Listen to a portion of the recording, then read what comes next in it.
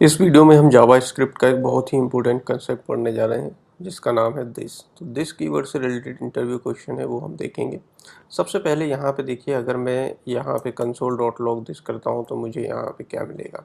देखिए, अगर आप Node.js एनवायरनमेंट के अंदर हैं तो आपको मिलेगा यहाँ पर, सॉरी, अगर आप Node.js एनवायरनमेंट के अंदर हैं तो आपको अनडिफाइंड मिलेगा, अदरवाइज आपको विंडो ऑब्जेक्ट मिलेगा। सबसे पहले इस फाइल को जो है ज़रा मैं ओपन कर लेता हूँ, ठीक है। तो कंसोल में देखिए, यहाँ पे हमें फर्स्ट वाली लाइन पर विंडो ऑब्जेक्ट मिल रहा है, राइट।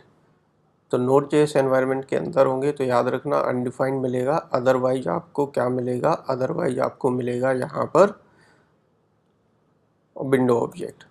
अगर इसी को हम करते हैं फंक्शन के अंदर, देखिए ये फंक्शन है, एक फंक्शन के अंदर अगर हम इसको करेंगे तो देखिए रेगुलर फंक्शन या नॉर्मल फंक्शन अगर है तो दिस जो है विंडो ऑब्जेक्ट को टारगेट करता है, ओके। तो यहाँ पर हमें क्या मिलेगा, विंडो ऑब्जेक्ट। और ये मैं आपको फटाफट दिखा देता हूँ, ये देखिए फोर्थ वाली लाइन पर हमें विंडो ऑब्जेक्ट मिल रहा है, ओके। इसके बाद हम क्या करते हैं, यहाँ पर जाते हैं और अगर विंडो अगर नॉर्मल फंक्शन की जगह एरो फंक्शन अगर हुआ तो देखिए एरो फंक्शन का खुद का कोई दिस नहीं होता, एरो फंक्शन अपने पेरेंट का ही दिस को ले लेता है। तो इस एरो फंक्शन का पेरेंट क्या है, ग्लोबल, तो ये ग्लोबल का ही दिस ले लेगा, यानी विंडो ऑब्जेक्ट ले लेगा ये, ठीक है। अब जाते हैं और फटाफट से इसका हम आउटपुट देख लेते हैं। और ये देखिए 10th वाली लाइन पर हमें मिल रहा है विंडो ऑब्जेक्ट, ओके। और यहाँ पे हम चलते हैं और देखिए एक और क्वेश्चन देखते हैं। एक फंक्शन है ऐड सिटी नाम का वेरिएबल है, console.log दिस डॉट सिटी, उसके अंदर एरो फंक्शन है और दिस डॉट सिटी और फिर चाइल्ड फंक्शन रन हो रहा है। अब ये फंक्शन हम जो है रन कर रहे हैं यहाँ पे ऐड फंक्शन को। तो देखिए यहाँ पे हमें क्या मिलेगा, 17 वाली लाइन पे दिस डॉट सिटी और 20 वाली लाइन पर दिस डॉट सिटी क्या मिलेगा। तो सबसे पहले अपने कंसेप्ट को याद रखते हैं कि हमारा अगर नॉर्मल फंक्शन है तो दिस जो है विंडो ऑब्जेक्ट को लेगा। और विंडो ऑब्जेक्ट के पास सिटी नाम का वेरिएबल है या नहीं, बताइए। देखिए विंडो ऑब्जेक्ट के पास सिटी नाम का वेरिएबल होगा, क्यों होगा, क्योंकि सिटी नाम के वेरिएबल को आपने ग्लोबल बना दिया। कैसे ग्लोबल बना दिया, ना तो आपने वेल लिखा, ना कॉन्स्ट लिखा, ना लेट लिखा। अगर आपने वेल लेट कॉन्स्ट कीवर्ड का यूज करके कोई वेरिएबल नहीं बनाया है तो वो वेरिएबल ग्लोबल वेरिएबल बन जाएगा। और दिस जो है विंडो ऑब्जेक्ट को टारगेट करेगा और विंडो ऑब्जेक्ट के पास सिटी नाम का वेरिएबल होगा, तो यहाँ पे हमें दिल्ली मिलेगा, ठीक है। अब ये जो एरो फंक्शन है, एरो फंक्शन मैंने कहा था अपने पेरेंट का ही दिस लेता है। तो ये जो दिस, तो इसका पेरेंट कौन है, ऐड, और ऐड ने किसका दिस लिया है, विंडो का, तो ये भी किसका दिस लेगा, ये विंडो को ऑब्जेक्ट को ही अपना दिस मानेगा, ठीक है, क्योंकि इसके पेरेंट जो है ऐड है और ऐड का जो दिस है वो भी विंडो ऑब्जेक्ट है। तो विंडो ऑब्जेक्ट के पास सिटी नाम का वेरिएबल है तो वहाँ पे हमें दिल्ली दिखाई देगा। तो देखिए यहाँ पे हमें 17 और 20 लाइन पर दिल्ली दिखाई दे रहा है, ओके। मैं थोड़ा फास्ट चल रहा हूँ, मुझे ऐसा लग रहा है कि मैं फास्ट चल रहा हूँ, ओके। अब हम जाते हैं और एक ये हमारे पास ऑब्जेक्ट है, इसके पास एक की है और ये चाइल्ड हमारा क्या है, ये चाइल्ड हमारा फंक्शन है। और ऑब्जेक्ट के थ्रू हम चाइल्ड फंक्शन को कॉल करते हैं। ऑब्जेक्ट के थ्रू हम चाइल्ड फंक्शन को कॉल करते हैं तो हमने लिखा, देखिए ऑब्जेक्ट के थ्रू अगर हम चाइल्ड फंक्शन, और देखिए ये एरो फंक्शन है, समझ गए, ये एरो फंक्शन है। और मैंने क्या कहा था कि एरो फंक्शन जो दिस है, एरो फंक्शन का दिस है वो अपने पेरेंट का दिस लेता है। तो इसका पेरेंट कौन है, ये ऑब्जेक्ट ओबीजे। बट ये कोई लेक्सिकल स्कोप क्रिएट नहीं करता है, इसका कोई दिस नहीं होगा, समझ रहे हो। इसका जब कोई दिस नहीं होगा तो एरो फंक्शन का दिस कौन सा होगा, विंडो ऑब्जेक्ट, ठीक है, विंडो ऑब्जेक्ट। तो ये विंडो ऑब्जेक्ट ही लेगा, समझ रहे हैं यहाँ पे। तो यहाँ पे हमें अनडिफाइंड मिलेगा क्योंकि विंडो के पास कोई फुल नेम नाम की नहीं है, ओके। अब इसमें करते हैं थोड़ा सा चेंज और एरो फंक्शन की जगह हम बना देते हैं नॉर्मल फंक्शन, नॉर्मल अपना रेगुलर फंक्शन हम बना देते हैं। तो बस एक बात डिफरेंस याद रखिएगा कि अगर आप रेगुलर फंक्शन को किसी ऑब्जेक्ट के थ्रू डायरेक्ट कॉल कर रहे हैं तो रेगुलर फंक्शन का दिस वही ऑब्जेक्ट बन जाता है। तो दिस जो है ये ओबीजे इसका दिस बन जाएगा क्योंकि ओबीजे के थ्रू डायरेक्ट ये चाइल्ड फंक्शन कॉल हो रहा है। तो यहाँ पे हमें मिलेगा सीपीसी, राइट, और देखिए यहाँ पे हमें मिला है सीपी सिंह 42 वाली लाइन पर।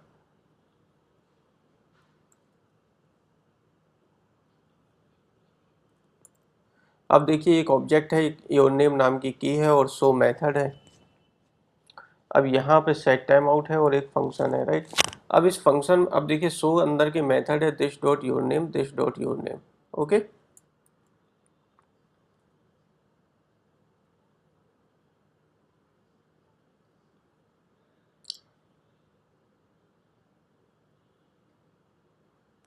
This dot your name. अब यहाँ पे क्या होगा, देखिए मैंने क्या कहा था, नॉर्मल मेथड जो है, रेगुलर मेथड जो है अपना, वो दिस लेता है विंडो ऑब्जेक्ट का, ठीक है। अब विंडो, बट अगर रेगुलर फंक्शन आपके डायरेक्ट ऑब्जेक्ट के थ्रू कॉल हो रहा है तो वही ऑब्जेक्ट उसका दिस बन जाता है। तो इसका दिस ये ऑब्जेक्ट बन जाएगा, तो यहाँ पे मिलेगा हमें सीपी। अब देखिए ये set time out function call होगा तो यहाँ पे ये रेगुलर फंक्शन है और रेगुलर फंक्शन का दिस क्या होता है, विंडो ऑब्जेक्ट। अब ये वाला फंक्शन तो डायरेक्ट इस ऑब्जेक्ट के थ्रू कॉल नहीं हो रहा है ना, वो तो ये शो वाला फंक्शन डायरेक्ट ऑब्जेक्ट के थ्रू कॉल हो रहा था, तो इसका दिस विंडो ऑब्जेक्ट ही रहेगा, इसीलिए हमें मिलेगा यहाँ पे अनडिफाइंड। और ये देखिए हमें मिल रहा है 53 वाली लाइन पर अनडिफाइंड। ओके, ये देखिए 53 वाली लाइन पर, ठीक है। अब इसको कर देते हैं हम कमेंट और अब जाते हैं नीचे।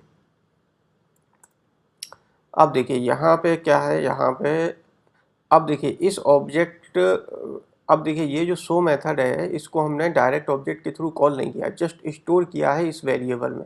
फिर इस वेरिएबल को कॉल कर लिया है हमने, क्योंकि क्यों किया कॉल, क्योंकि इस वेरिएबल में क्या स्टोर है, इस वेरिएबल में ये फंक्शन स्टोर है, समझ रहे हो, इसलिए हमने इस वेरिएबल को कॉल कर पा रहे हैं। तो अब ऑब्जेक्ट के थ्रू डायरेक्ट कॉल नहीं हो रहा है, ये तो एक्स के थ्रू कॉल हो रहा है। तो ये जो दिस है ना, ये जो दिस है ये विंडो ऑब्जेक्ट को लेगा, ना कि इस ऑब्जेक्ट को। तो यहाँ पे मिलेगा हमें अनडिफाइंड। और ये देखिए यहाँ पे हमें कुछ भी नहीं मिल रहा है, ठीक है।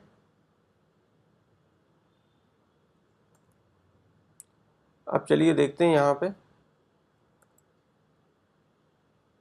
अब इसका सॉल्यूशन क्या है, हम इस ऑब्जेक्ट को अगर बाइंड कर देंगे बाइंड मेथड के थ्रू, फिर एक्स को कॉल करेंगे, तो अब ये ऑब्जेक्ट जो है यही दिस बन जाता है। और अब देखिए अब मिला हमें 72 वाली लाइन पे सीपी, राइट। ये 72 वाली लाइन पे हमें सीपी मिल रहा है। ओके, अब चलते हैं यहाँ पे और यहाँ पे जाके इसको देखते हैं, ठीक है। ये तो मैं आपको बता, अच्छा ये एरो फंक्शन ले लिया। अब एरो फंक्शन को आप डायरेक्ट कॉल कर रहे हैं ओबीजे के थ्रू। देखिए एक बात याद रखिए, एरो फंक्शन को भले ही आप डायरेक्ट कॉल करें इस ऑब्जेक्ट के थ्रू, बट ये ऑब्जेक्ट इसका दिस नहीं बनता है, ठीक है। ऑब्जेक्ट इसका दिस नहीं बनता है, ठीक है, इसलिए ये दिस जो है विंडो ऑब्जेक्ट को ही टारगेट करेगा। और ये देखो तो यहाँ पे हमें कुछ भी नहीं मिल रहा है, राइट, क्योंकि विंडो ऑब्जेक्ट के पास सीपी नाम की कोई की है ही नहीं।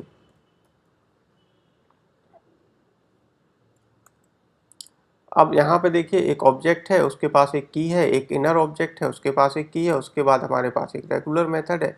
अब हम क्या कर रहे हैं, मैंने क्या बोला था आपको, अगर हमारा रेगुलर मेथड ऑब्जेक्ट के थ्रू कॉल हो रहा है तो वही ऑब्जेक्ट उसका दिस बन जाता है। तो ये जो शो मेथड है ये किसके थ्रू कॉल हो रहा है, ये इनर के थ्रू कॉल हो रहा है। यहाँ पे देखिए इनर ऑब्जेक्ट के थ्रू, तो यही इनर ऑब्जेक्ट इस शो मेथड का दिस बन जाएगा।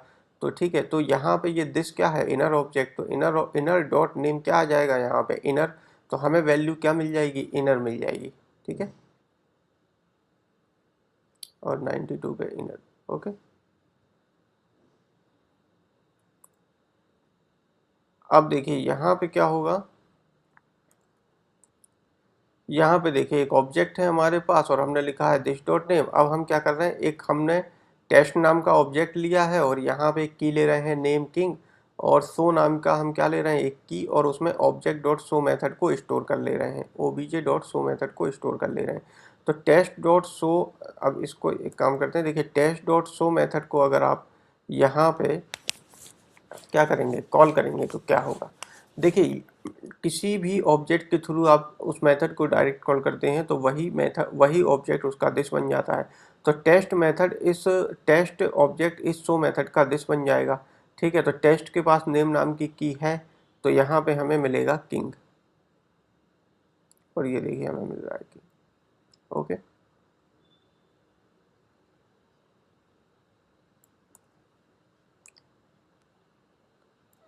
ये देखिए अगर किसी बटन, अगर किसी भी एलिमेंट पे आप ऐड इवेंट लिस्टनर लगा रहे हैं और एज अ कॉल बैक आप रेगुलर फंक्शन कर रहे हैं, तो वो जो दिस है वो वही एलिमेंट बन जाएगा। ठीक है, तो अभी हमें यहाँ पे अगर हम बटन पे क्लिक करेंगे तो हमें वही एलिमेंट मिलेगा। ठीक है, ये देखिए बटन नाम का हमें एलिमेंट, बटन एलिमेंट हमें मिल रहा है। बट इसकी जगह अगर हम एज अ कॉल बैक में रेगुलर फंक्शन देते हैं तो क्या होगा, रेगुलर फंक्शन में क्या होगा, रेगुलर फंक्शन अपने पेरेंट का आदेश लेता है और इसका पेरेंट क्या है, ये कॉल बैक का जो पेरेंट है वो विंडो ऑब्जेक्ट है, क्योंकि ये कोई एलिमेंट लिस्टनर कोई लेक्सिकल स्कोप क्रिएट नहीं करता, मतलब ये दिस का। तो इसका पेरेंट कौन होगा, ग्लोबल, और ग्लोबल में किसको टारगेट करेगा, विंडो ऑब्जेक्ट को। तो यहाँ पे देखिए अगर हम क्लिक करते हैं तो देखिए बटन इज नॉट डिफाइंड। अच्छा ये देखिए यहाँ पे बटन इज नॉट, अब देखिए यहाँ पे क्लिक कर रहे हैं और विंडो ऑब्जेक्ट को टारगेट किया है, राइट। अब देखिए एक क्लास है इसका, ये एक क्लास है यहाँ पर, देखिए ये एक क्लास है नेम सीपी सिंह है और एक मेथड है। अगर हम इस क्लास को कॉल करके टी में स्टोर करते हैं तो देखिए क्या होता है, ये टी एक ऑब्जेक्ट बन जाता है। क्या बन जाता है, एक ऑब्जेक्ट बन जाता है, राइट। अब सबसे पहले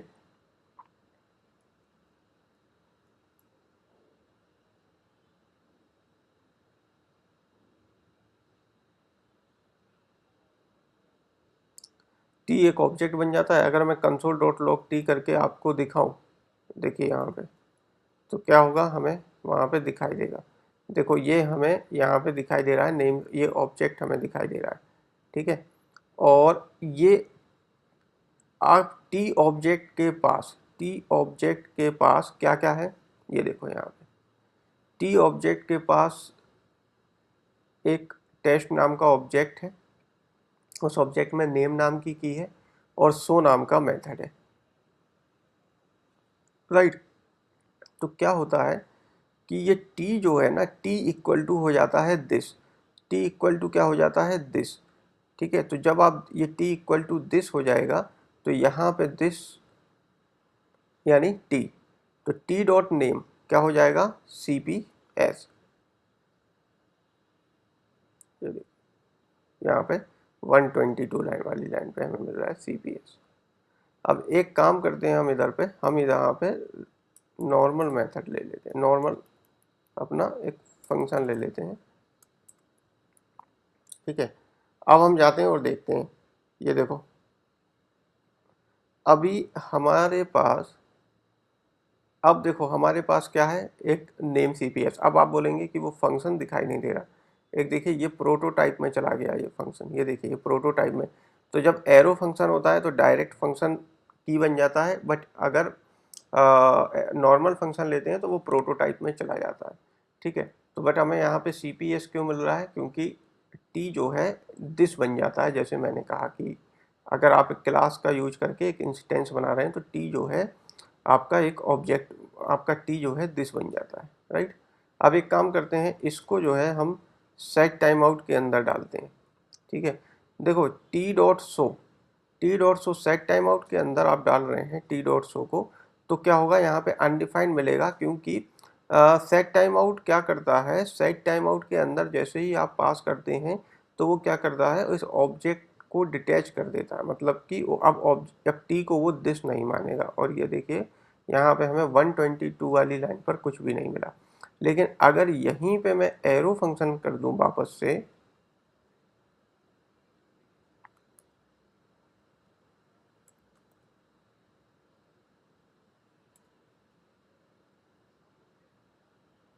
सॉरी, यहीं पे वापस से अगर मैं एरो फंक्शन कर दूं तो एरो फंक्शन, अब यहाँ पे क्या होगा, देखो एरो, ये जब हम एरो फंक्शन लिखते हैं ना, तो इसमें ये डिफरेंस होता है कि ये जो फंक्शन है ना, ये पहले क्रिएट हो चुका है ऑलरेडी। अब यहाँ पे कोई फर्क नहीं पड़ेगा, यहाँ पे टी इक्वल टू दिस ही आएगा, ये देखिए सी पी एस।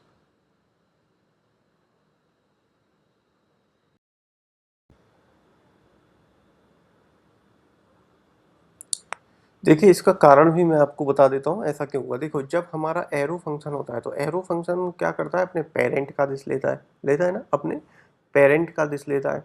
तो शो का पेरेंट कौन है, टी। सो का पेरेंट कौन बन गया, टी, ठीक है, क्योंकि टी जैसे ही आपने इंस्टेंस बनाया तो टी ऑब्जेक्ट बन गया, और उस ऑब्जेक्ट के अंदर क्या है, सो मेथड है, तो उस मेथड का ऑब्जेक्ट क्या है, टी। तो टी जो है, टी इक्वल टू दिस होता है, ठीक है, क्लास का इंस्टेंस आपने जैसे ही बनाया तो वो दिस हो जाता है। तो सो एरो मेथड है, अपना दिस तो होगा नहीं, पेरेंट का दिस लेगा, तो ये अपने पेरेंट का दिस ले रहा है, ठीक है।